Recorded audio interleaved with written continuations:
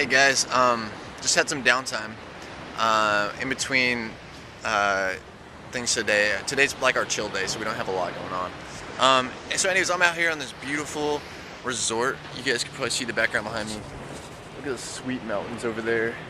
Over here's a nice island that I'm totally gonna, what's it called, kayak to when I get some free time later this week. Some more islands over there. See those guys in the ski-doo things? You can rent those. I forgot what the price is. It's not too expensive. I think it's like 30 bucks for half an hour. And this is the resort we're staying at. Pretty sweet. So was thinking about love today. How could you not when you're on this like beautiful place? Anyways, I was thinking about love, and I was starting to read this book called, I forget what it's called. I'll have to look it up and tell you guys. It's really good. It's about the 5 love languages. Apparently there's 5 different kinds of love languages. And what a love language is it's how you either express love to somebody or how you receive love from somebody. And it's really interesting. I don't remember all of the 5. One of them is, one of them is quality time. One of them is physical touch. Another is giving gifts. And I don't remember them all, but there's like a couple. And what I found out is like you can marry somebody and not really understand how to love that person, and some people's marriages fall apart because, for example, like the girl can give or receive love by having quality time with that other person, and the guy may here's another one, words of affirmation. That's another way. That's another one of the 5, and that's what the guy's sense of showing love can be. And so he may be affirming her, telling her how beautiful she looks, those kind of things. And she may not feel loved because he's not spending quality time with her. And that's how she accepts love. And so I'm like, oh, this is really interesting. So there's different ways we give and receive love. It's just like really opening my mind. I've never really thought of it like that, you know? So you guys should check it out. Maybe I'll just put the book title like down here when I get home and actually get to look it up. So I'll probably do that. It's a really good book. That's the book I recommend. What are your guys? Oh, I guess I'll say mine, and then I'll ask you what your guys' love languages are. Or I'll just ask you before. What are your love languages? Comment below. I really want to hear them. I read all my comments at this point because I don't have a lot of subscribers. So I'll try to comment back. My love languages are a couple of them. One, physical touch. Another is quality time. And the third is, there's something else. I can't remember. I should have thought this before. But yeah, anyways, so those are like my 2 big ones. There's another one, but it's not that big. So yeah, what are your guys'? I'd love to hear it. There's so many shells here. It's amazing. It's so pretty. I think it's because the water's so warm.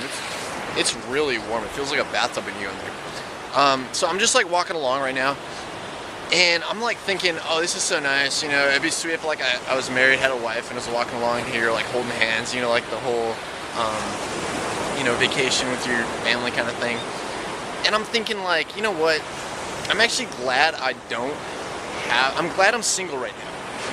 And you're probably like, why is he glad he's single? Well, because I look back in my life and I think about like all the girls I used to like, and thankfully none of them liked me. And I'm so glad. And you're probably thinking like, what's he glad about? Well, I'm glad because like looking back, most of those girls that I liked, especially when I was really young, I didn't like them for anything other than like physical qualities, you know? And now I'm realizing how much more than just looks is you need in a mate, you know? And yeah, and I'm so glad I didn't give my heart away. I'm so glad they didn't like me back because I would have easily given my heart to them. I'm really thankful because I know now it wouldn't have worked out. And I'm 23 now, and I'm barely learning like what exactly I want in a wife, you know, what I want.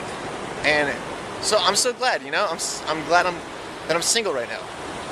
And I don't think, oh, this is tight. Look at that guy going up there. That boat pulling him. That's so cool. I think it's like another resort. I'm just walking down the beach here. Anyways, yeah, so I'm 23, and in your 20s, your early 20s is like really, I think, when you figure out more about yourself and about what you want in somebody else, you know? And I think about people who get married at like 18, 19, 20, 21, and I'm like, I can't do that because if I got married back then, like for me, some people can, but for me, it's like, there's no way, like today we would share we'd have all that much in common, you know? Because I've learned so much, and especially in like these last 6 months. Whoa, lightning. Oh, that was so tight. Yes, I don't know. So I'm just kind of like rambling, walking along, like just opening my mind up and just thinking out loud to you guys as I'm walking here. So that's just kind of like where my mind was drifting. That's so cool. These guys are just pulling it out of the water. That's not something you see in California.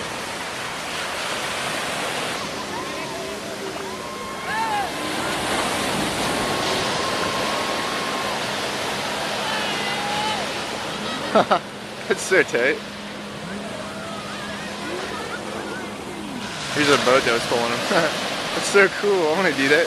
So yeah, if you're young, you know, if you're in your teenage years especially, but like even in your 20s, like don't stress it, you know, not having a girlfriend, you know, don't worry about it. I'm barely learning that right now. I've been kind of like frustrated. I really shouldn't be, but yeah, don't worry about it. It's not worth getting up about, you know.